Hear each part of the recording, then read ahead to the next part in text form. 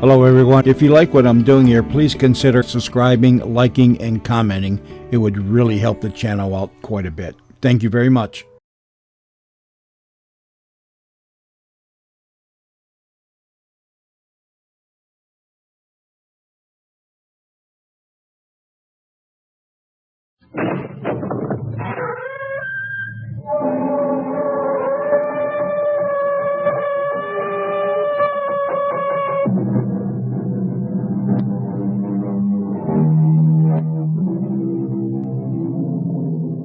Come in.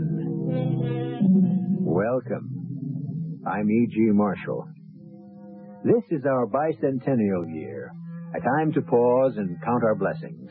And among the greatest of these are the men and women of letters who flourished in our native land, who created a literature that was both typically American and universally admired. After all, it was our own Edgar Allan Poe who invented the kind of stories you hear on this program, and our own Mark Twain who carried them to the most sublime heights of fantasy and fun. At this time, we propose to give you an exhilarating taste of one of the most exciting stories of fantasy, mystery, and suspense the world has ever known. Tell the king that if I am not released from this dungeon immediately, I shall cause a mighty calamity to befall this realm. Oh, please, sir, have mercy. Tell the king that I can call forth my magic powers and destroy the sun. Destroy the sun? But what? Well, how can a man destroy the sun? It cannot be done. Clarence, my boy, look at me. Do I look stupid? Oh, no, sir. Then, if it can't be done, why would I be willing to bet my life I can do it?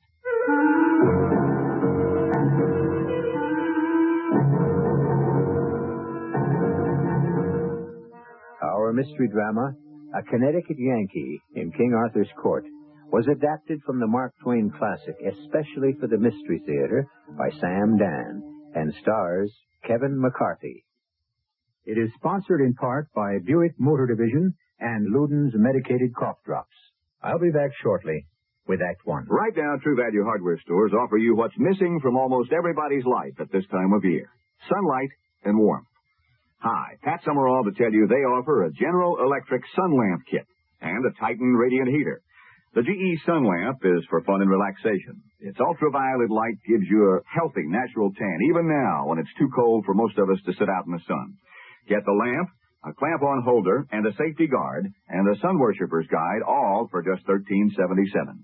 And True Value hardware stores offer the Titan radiant heater for warmth. It's designed for use in barns, garages, and chilly basement workshops, so you can work in comfort, even in the cold. It gives you 2 fan-forced heat ranges, controlled by an automatic thermostat. It's portable, and you can mount it overhead, too, out of the way. It's just $19.88. The GE Sun Lamp Kit and the Titan Radiant Heater. Sunlight and warmth from your participating True Value hardware store. And you can charge it on Master Charge at many stores. Here's a tip from your Better Business Bureau on the metric system. You know, use of the metric system as a uniform system of measurement in this country is growing rapidly. But of course you want to know how it will affect you, right? Well, take driving your car, for example. The kilometer will replace the mile in expressing distances. Right now, 1 mile is equal to 1,760 yards, or 5,280 feet. Now, isn't it easier to remember that 1 kilometer is equal to 1,000 meters? Your car's speedometer will also change from miles per hour to kilometers per hour. So will speed limit signs on the highways. And again, the standard unit of measure will be the meter. And so when you order a tank full of gas, the liquid measure will be in liters, not gallons. For example, a fill-up of 16 gallons is equal to 60 liters. For more information on the metric system, write to Metric Information Office, National Bureau of Standards, Washington, D.C.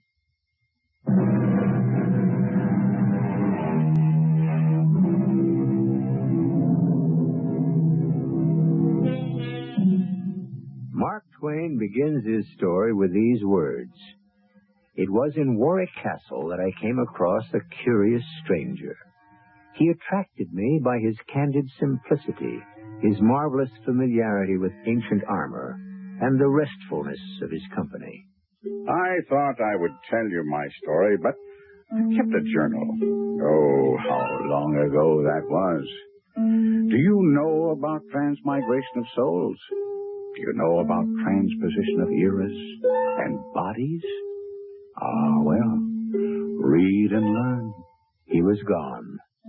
I examined the sheaf of papers he had left with me. Most of it was parchment, yellow with age. Old, incredibly old. Carefully, as I feared they would crumble within my fingers, I began to turn the pages. And now begins the stranger's story. I'm an American, born and reared in Hartford, in the state of Connecticut. A Yankee of the Yankees. My father was a blacksmith, my uncle was a horse doctor, and I was both at first.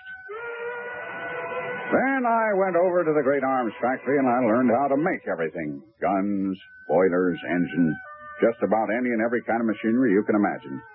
I had a couple of thousand men working for me, but although they were under my jurisdiction, they refused to be under my thumb. You there! Shut that machine down. Who says so? I say so. Well, who do you think you are? I'm the boss. Well, why didn't you go soak your head? I'm giving you an order. I don't take orders from you. How about this kind of an order? Now, shut that machine down. Well, you see, you couldn't explain to him he was doing the wrong thing and wasting company time and material. So I had to develop other methods of communication. Well, that worked out pretty good for a while. But, as the good book says, he who lives by the fist. We had a big, sulky fella named, aptly enough, Hercules. A surly brute he was. Everybody left him strictly alone. I should have left him alone, too, but I had to prove who was boss. Oh, he laid me out with a crusher alongside the head that made everything inside crack. It seemed to spring every joint in my skull. And then suddenly the world went out in darkness.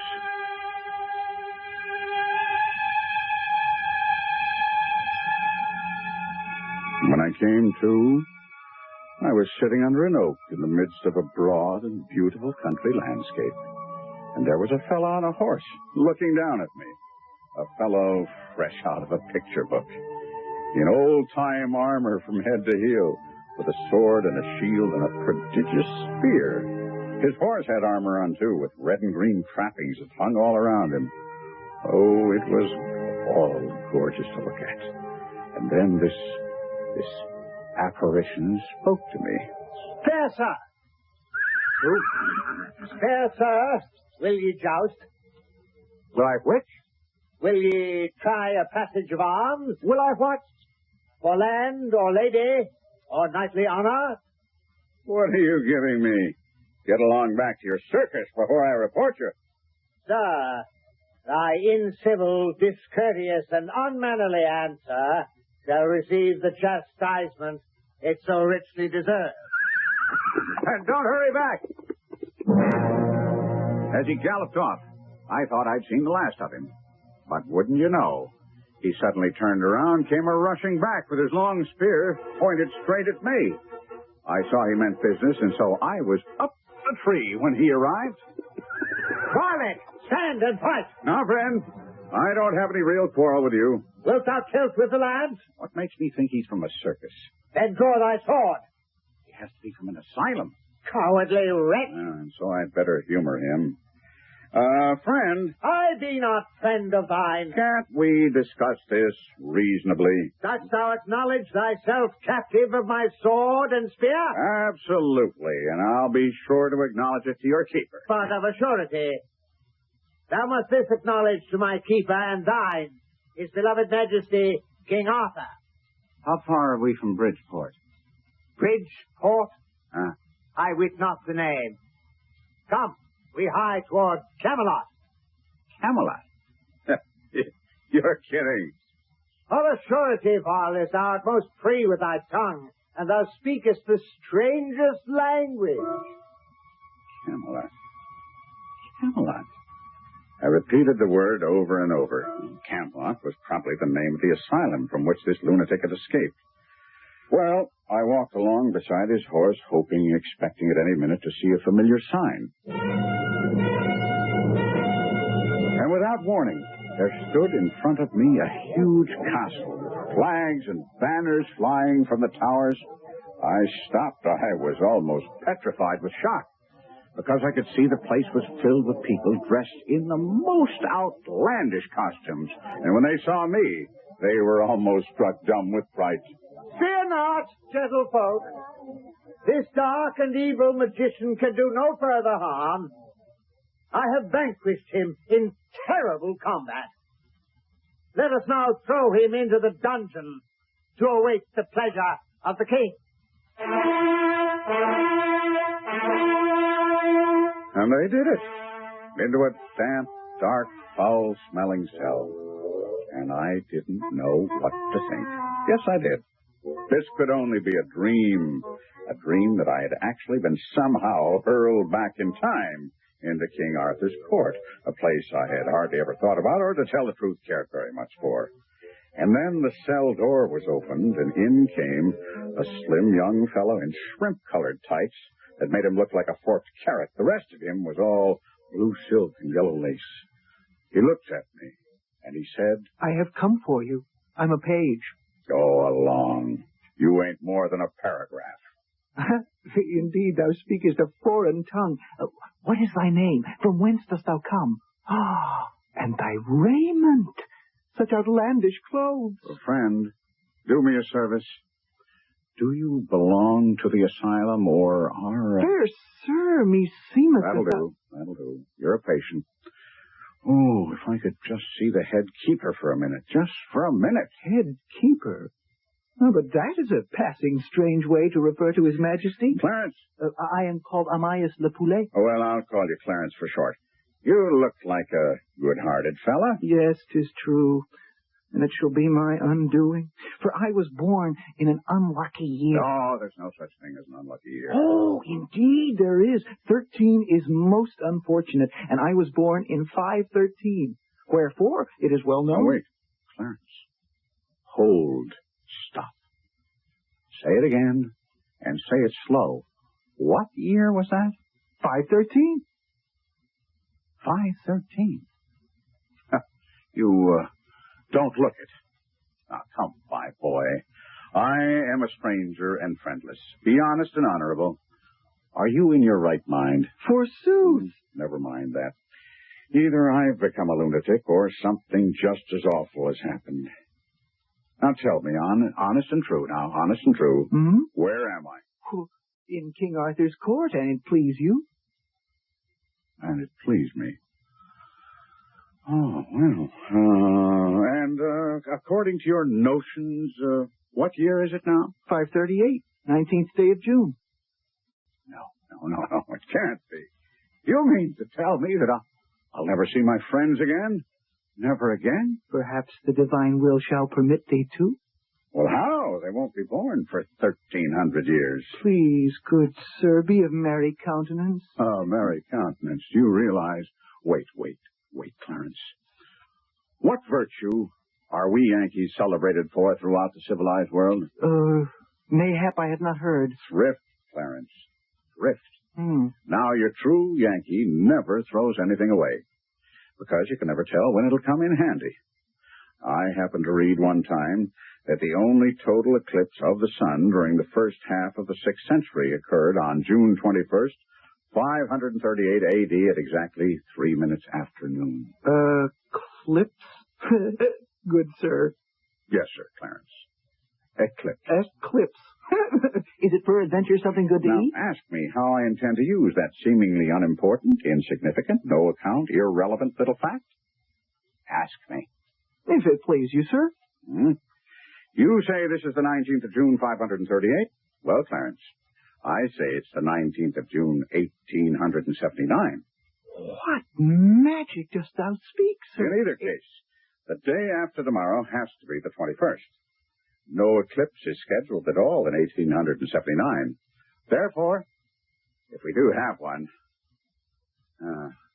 It's no dream, Clarence. It's no dream. Come, sir. It is the signal that the dinner is done at the round table, and my master and thine, Sir Kay, desires to show thee before the king in the court. Sir Kay? Yes, sir. And what plans does Brother Kay have for me? Oh, sir, jest not, no humble monk is he. Sir Kay is foster brother to our liege King Arthur himself. He will have thee kept here till thy friends ransom thee. Clarence, none of my friends have been born yet. Oh, sir, speak not such madness. All right, let's go. Get the exhibition over with. And what if I am among lunatics? I'm smart enough to become boss of the asylum. Boss? Ah, is that thy name? Sir Boss?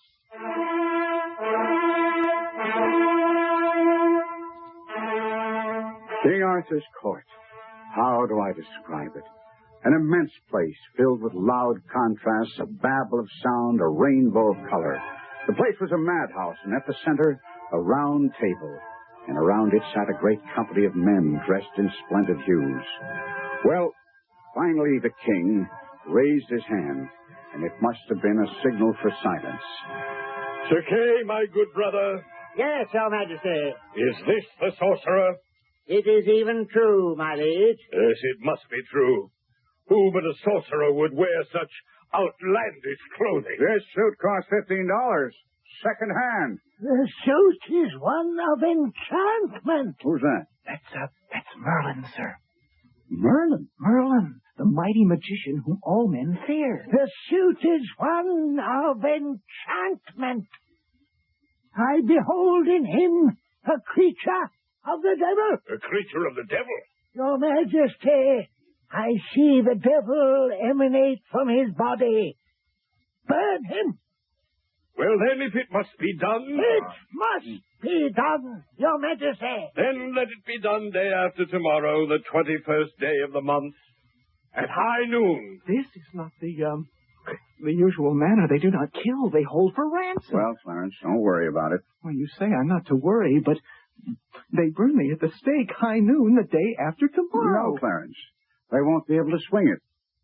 Swing? No, you see, I won't be here. Well, I wit not what thou sayest, Sir Boss. Where shalt thou be? In Hartford, Connecticut. Oh, is that the place of magic and enchantment where Sir Kay captured thee? Oh, it's a place of magic and enchantment, I guess. In some ways. But dost thou intend to return there? Oh, I don't have to return. I never left. Sir Boss, my poor wits cannot understand. Don't worry about me, Clarence. I'm still there. All this is only a dream.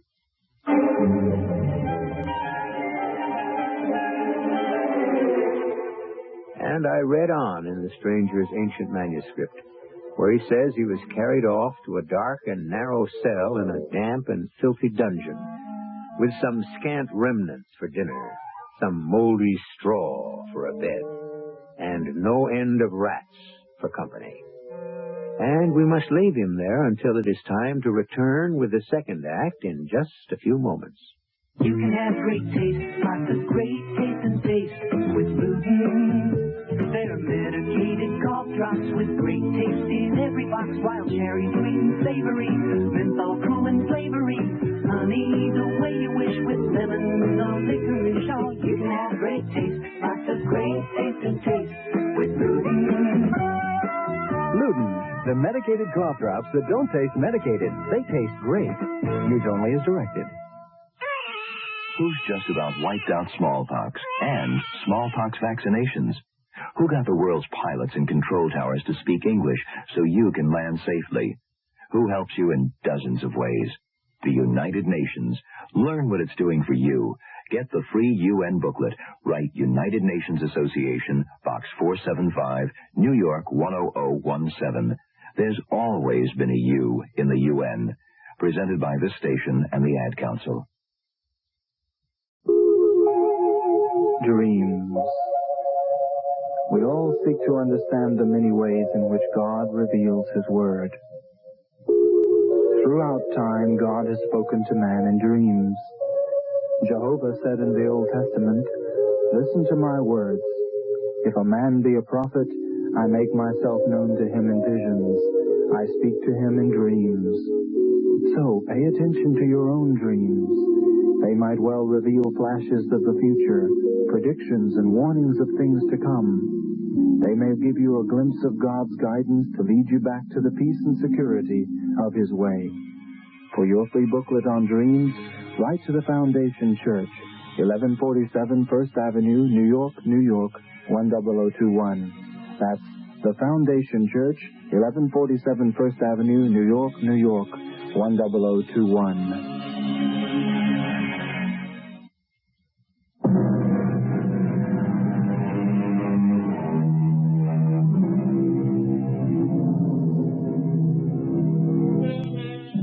The Yankee, a two-fisted foreman in a Connecticut arms factory, picked a fight with the wrong party one day.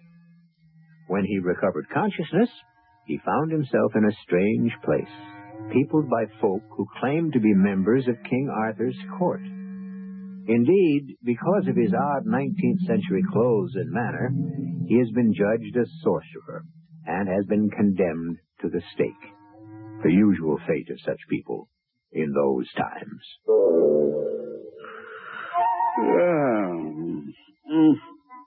Oh, what a dream. What an astonishing dream. Well, I've waked just in time from being hanged or burned or drowned or something of that sort.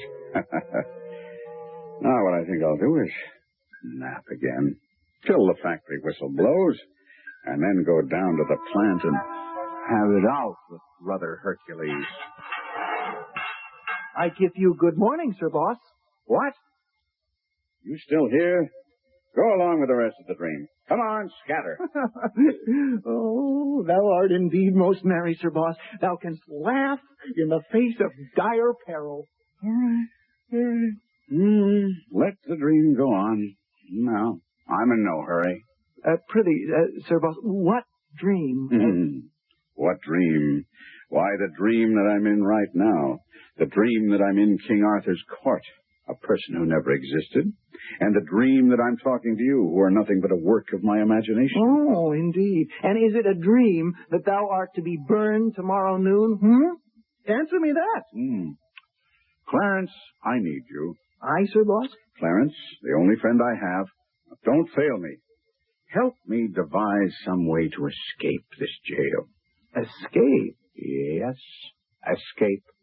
Oh, do but hear thyself, Sir Boss. Escape? The corridors are filled with men at arms. No doubt, no doubt. But how many? Huh? Not too many, I hope. A full score. One may not hope to escape. Besides, there be other reasons. Weightier reasons. Other reasons? What are they? Well, 'tis said Merlin, in his malice, has woven a spell about this dungeon. A spell? And there bides not the man in this kingdom desperate enough to cross its lines with you. Oh, now, God pity me, I've told it. And you, Sir Boss. Yes? Be kind to me. Be merciful to a poor boy who means thee well, for shouldst thou betray me, I'm lost. Sir Boss. Sir Boss, please. Please. Merlin. Merlin has wrought a spell, Merlin, forsooth. Oh, I never. Merlin, that cheap old humbug. Sir That Boss. maundering old fool. Bosh. Pure bosh. The silliest bosh in the world. Beware. These are dreadful words. Of all the childish, idiotic, chuckle-headed, chicken-livered superstitions I ever... You know why I laugh? No, but for our blessed Lady's sake, do it no more. Well, I'll tell you why I laughed. I laughed because I'm a magician myself. Thou? Thou? That's absolute sooth, Clarence. Thou, a magician? I've known Merlin 700 years. Don't interrupt. He's died and come alive again 13 times, and he always travels under a new name. Smith, Jones, Jackson, Robinson, Peters, Haskins, Merlin. Always has himself a brand new alias. I knew him in Egypt 300 years ago. 300? In India 500 years ago. And he's always blathering around in my way every place. He makes me tired. He don't amount to shucks as a magician. Knows some of the old common tricks, I grant you, but he's never gotten beyond the rudiments and never will. But, Sir He's Boss... well enough for the provinces. One-night stands and all that sort of thing, you know. But, dear me, he oughtn't to set up as an expert. But Merlin... Anyway, not where there's a real artist. Clarence, I'm going to remain your friend right along, and in return, you must be mine. I want you to do me a favor. Get word to the king that I'm a magician myself, and the supreme grand high yuckamuck, and the head of the tribe at that. Tell him that I'm just going about quietly arranging a little calamity here that'll make the fur fly in these parts if Merlin's project is carried out and any harm comes to me. Will you do me that little favor, Clarence? Oh, Sir Boss, please, I'm frightened. Now, Clarence. Promise me, poor sinner that I am, poor unworthy sinner, that thou shalt always be my friend, Sir Boss. Sure. And thou shalt never turn against me. Never. Never cast any of thine awful enchantments against me. Absolutely. And thou wilt always protect me. Always. Well, then, I hasten to do thy bidding. Well, I could see how things work in this asylum. People simply take you at your word. So I was feeling good for a while. And then it occurred to me, when this boy calms down, he'll wonder why a great magician like me should have to beg a nobody like him for help. And he'll see that I'm a humbug. But then I reasoned, these lunatics can't really think. So I felt better. But then I got frightened again. I had sent the lad to scare his betters with a threat. Suppose they called my bluff. What could I do? Should have thought about my calamity first. Well, maybe the threat itself will be enough. Maybe. Clarence? Sir Boss? Well, Clarence? Speak. Tell me. Give me the verdict. I hasted the message to our liege, the king. Yes? And Yes. straight away, he had me led into his presence.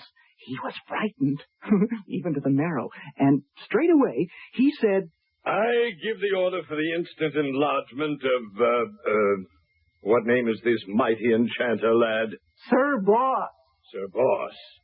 Rescue him at once from the vile dungeon, clothe him in silks and furs, lodge him as befits one so great, and let us pray that he will forgive us our foolishness. Yes, Your Majesty.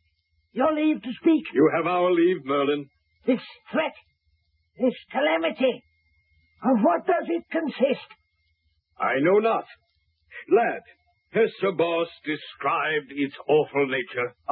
No, sire. And wherefore, lad, hath he not named it? Well, mayhap, Merlin, it is too awful. And mayhap, it does not exist. It does not exist. He hath not named his brave calamity. Verily, it is because he cannot. But, Merlin, it may well be... It may well be foolish and idle vapor. Do we dare provoke one of such great magic powers, Merlin? Let him prove his brave words. If thou sayest so, Merlin. Lad. Your Majesty? Return to, Sir Boss, and in all courtesy prevail upon him to consider all the factors in this perplexed case, and name the calamity, also the nature of it, and the time of its coming. A sellout. I could have had a sellout if not for Merlin. Oh, Sir Boss, delay not. To delay now were to double and treble the perils that already encompass thee about. Oh, please, be thou wise. Be wise. Name the calamity. Is that all? Just name the calamity? Oh, yes, Sir Boss. Oh, yes. Name the calamity. Yes. For one of thy mighty powers, a calamity should be but the work of a moment. Well, you just don't pull a calamity out of thin air, Clarence.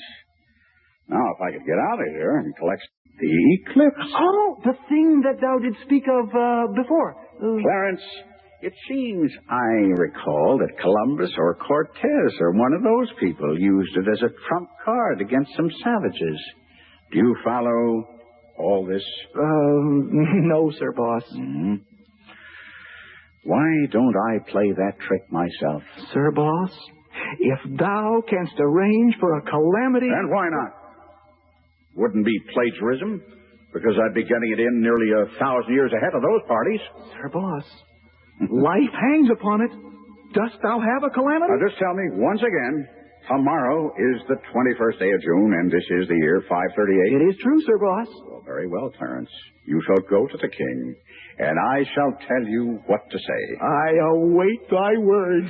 You shall say to the king that at the noon hour tomorrow, I will smother the whole world in the dead blackness of night.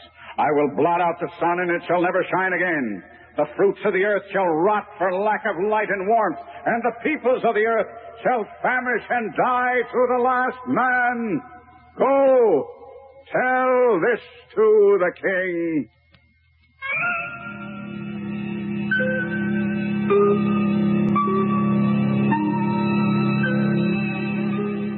And when the threat was made, when the sought-after calamity was described, as the stranger wrote in the faded parchment document, poor Clarence turned pale and collapsed with fright, and the Connecticut Yankee had to carry the boy out of the cell and hand him over to the guards.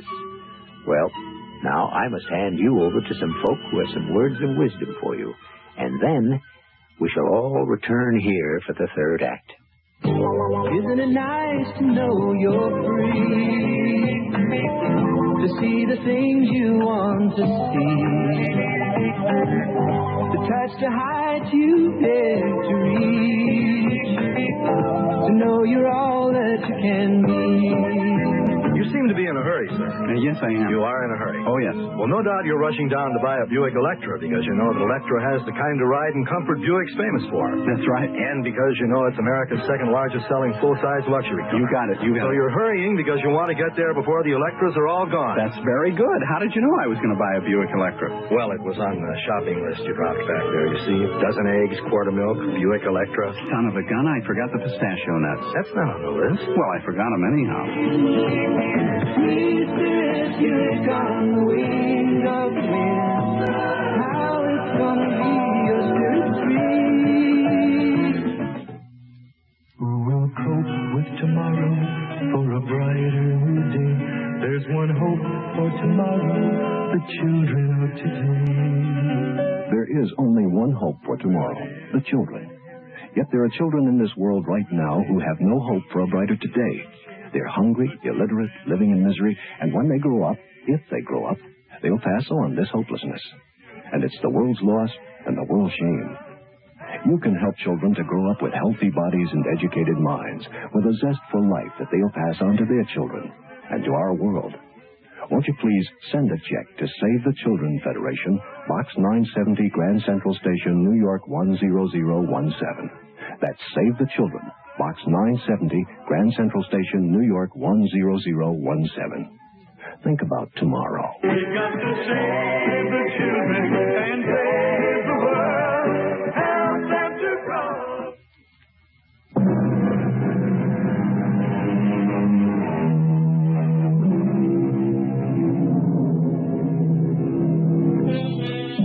Well, where is Mr. Mark Twain's misplaced Connecticut Yankee?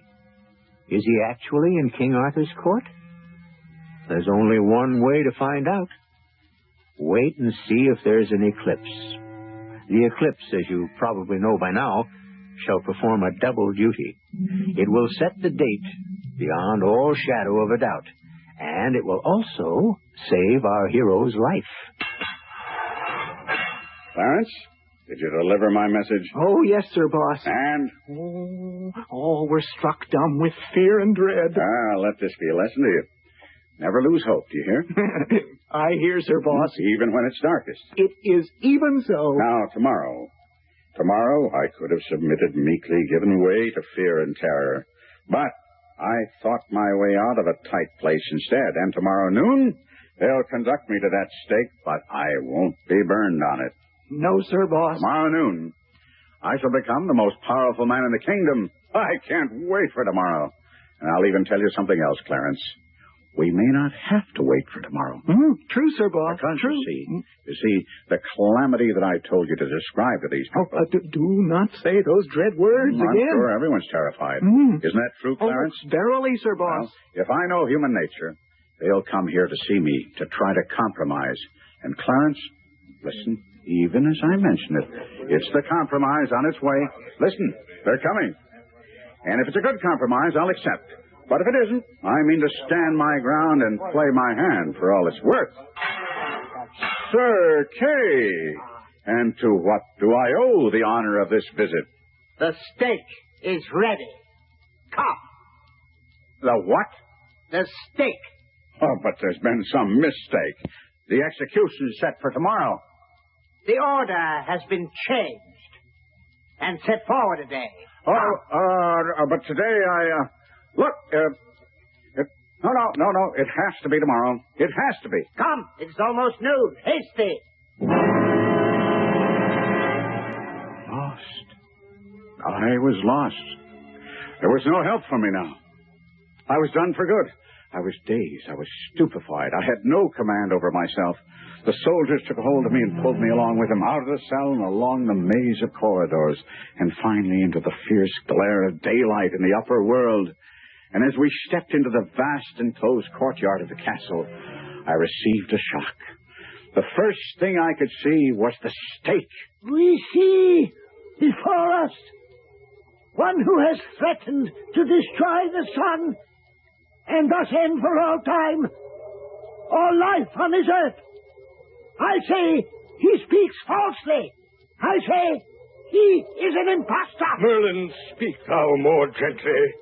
Mayhap he does plan something magical? There is no need to placate this false magician, sir. Soon we shall see if he can save himself. I scarcely heard Merlin's gloating voice. I knew now. I was a man without hope, and with each passing moment the realization that I was about to die crept inch by inch through my veins and turned me cold. Sir Boss. Sir Boss. Clarence, what are you doing here? I am thy servant, Sir Boss. It is meet that I serve thee to the end, but there shall be no end. There shall be no end, you say? We know thou hast prepared a calamity. I had prepared a calamity, Clarence. Has aught gone amiss, Sir Boss? They changed the day on me. The calamity was set for tomorrow, not for today. I know, and 'twas through me that the change was wrought. Clarence, what are you telling me? When I spoke thy words to them, when I revealed the calamity in store, oh, how mighty was the terror it did engender. Then also I saw that I could save the sun. Save the sun, It would not be necessary to destroy the sun. But Clarence... Yes, Sir Boss, thou canst very well destroy the sun and return to thy far-off realm. But all here would be death. That was the idea. Death.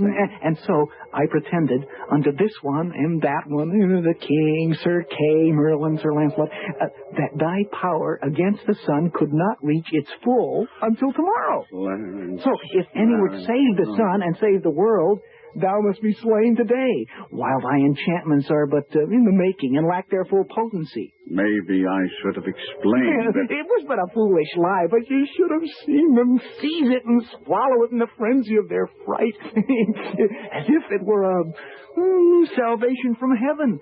And all the while I was laughing in my sleeve to see them so cheaply deceived. See how happy the matter is spread? Happy? For whom? Well, for all of us. Consider, thou wilt not need to do our son a real hurt. Make but a little darkness. A little darkness. Only the littlest little darkness. And cease with that. Sure. When they see that first shadow fall, they will go mad with fear. They'll set thee free and make thee great. Have thy triumph, good Sir Boss. But I implore thee, remember my supplication and do the blessed sun no hurt. For my sake, and I am thy true friend. I can promise you this, that the sun shall suffer no hurt from me. ever. I guess when we're done in more by our friends than by our enemies. Tomorrow I could have worked a miracle. Today I can only be fuel for a fire. Poor Clarence. What could I say to him? How could I explain it? I wanted to frighten the king and Merlin in the court, and I did. And I also frightened Clarence as well. I should have thought of that. All Clarence really wanted to do was to save the sun. He actually thought I would have to destroy it to prove my point. Well, it should be a lesson to me. But, unfortunately, I won't be able to learn from it. How do I get out of this? If it's a dream, I don't seem to be waking up. And here are the soldiers piling up rows of very flammable-looking wooden faggots all around me. Around my ankles, my knees, my body. And I hear the voice of a monk droning something in Latin. And now comes a man. His face is masked, the executioner. He carries a blazing torch. He kneels down at my feet. He's ready to apply the torch. And it's no dream. Ye have threatened us with destruction. Answer him, Sir Boss. Remove the smirk from his evil countenance. Thou hast threatened our very font of life, the blessed sun itself. Well, show us thy powers. Merlin, do not force Your him. Majesty, the man is a liar. He has no powers at all. He has lied. Now, Sir Boss, now. Make them all quake and tremble. Poor Clarence. Poor Clarence? What sayest thou? Why poor Clarence? Because... Sir Boss, look. Oh, the sun. Look, everyone. The sun! The sun! Thou hast begun thy magic! See the black about the sun! The eclipse! It can't be! Sir Boss, spare the sun! Apply the torch! I am Merlin! I forbid it! I am the king! Then I shall apply it myself! I am Merlin! I fear no one! Stand back, old man, before thou encounterest the wrath of Sir Boss! Even now, he destroys the sun! Now, those are but random clouds. Hand me the torch! It's the eclipse! Executioner! Hand me the torch! I say no! Stay where you are! If any man moves, even before I give him leave, I will blast him with thunder. I will consume him with lightning, even the king. Now it's for you, John W. Merlin. Sit down. Sit down, or you're a dead man. That's better. Sir Boss, be merciful. I will think it over, Your Majesty. Stay no further into this perilous matter, lest disaster follow. It was reported to us that thy full powers could not attain their strength until tomorrow. You think these are my full powers? I'm feeling very weak today. Name any terms, fair sir, even to half of my kingdom. Oh, but stop. Oh, stop this gathering darkness. I should like to, Your Majesty. Believe me, I should like to. Thou shouldst like to. But once begun, these calamities are difficult to untrack. It's best not to start them. We understand full well, but each moment it grows more dark. And see, the people are struck dumb with fear. As they should be. How long, oh, how long shall thy anger last? Oh, Your Majesty, Sir Boss never remains wrathful too long. I implore thee, Sir Boss. I shall let this darkness grow deeper for a little while longer in order to serve as a lesson. Oh, we have learned our lesson. Have you?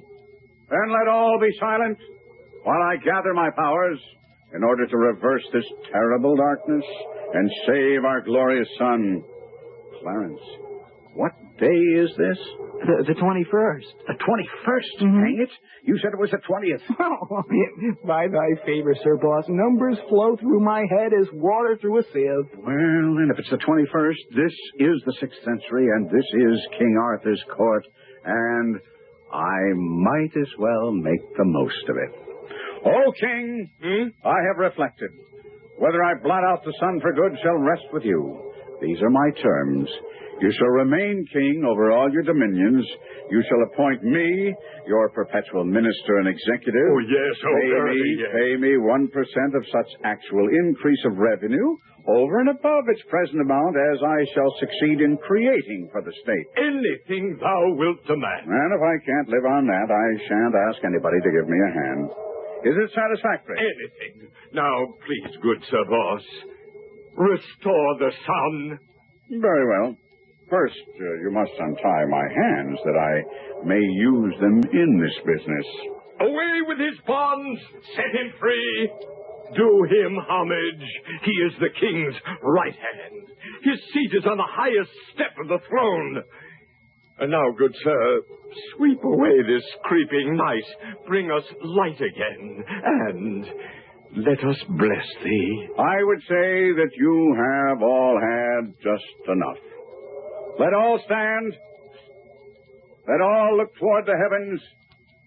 And now I declare, let the enchantment dissolve and pass harmlessly away. Oh, the sun! Look, the silver rim of the sun emerges. The sun returneth. I, the boss, have so commanded. All hail the boss! Hail the boss! Hail the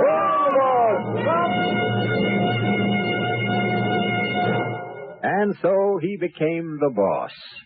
And to a primitive country, he brought the blessings of soap and toothpaste and gunpowder and books and railroads and telephones. And how did it work out? Well, this is only the exciting beginning of the story. Our purpose is to get you to go to the book itself and enjoy Mark Twain's glorious spoof on, when Mark Twain spoofs, he spoofs just about everything. But before you run to your library or bookstore, wait a few moments for me to return. America's big, beautiful travel value is available again. Greyhound's All-American AmeriPass. 7 days unlimited travel for only $76. 7 consecutive days of travel everywhere Greyhound goes in America. Canada, too. Go where you want, when you want. Be a real free spirit. Leave when you like, any day, every day of the week. Only Greyhound serves 48 states. You don't pay for your All-American AmeriPass until you're all set to go. And like Greyhound's 3 other AmeriPasses, you'll enjoy special discounts on hotels, meals, sightseeing, and other good things. So get going with a Greyhound All-American AmeriPass. 7 days unlimited travel for only $76. It's a great way to get in touch with family and friends for less money, because Greyhound's in touch with more of America. Greyhound's in touch with America. Take a little time to ride along.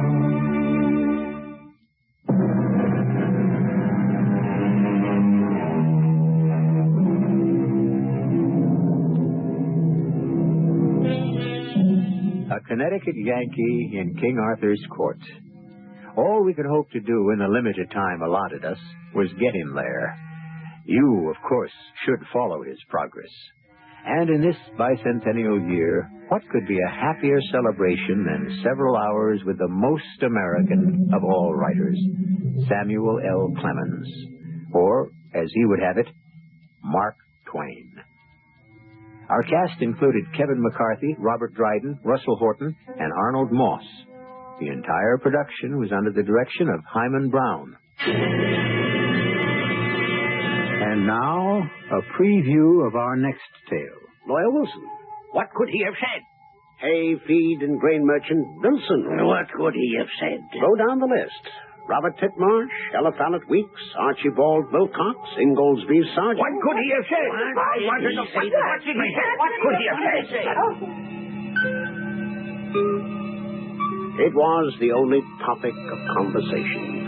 The 19 Incorruptibles, starting with Banker Pinkerton on top and ending with poor Edward Richards on bottom, walked about with white and drawn faces, as if each of them was feverishly figuring out a way to get at that money. A head of steam was building higher and higher and fiercer and fiercer. Sooner or later, it would have to bust.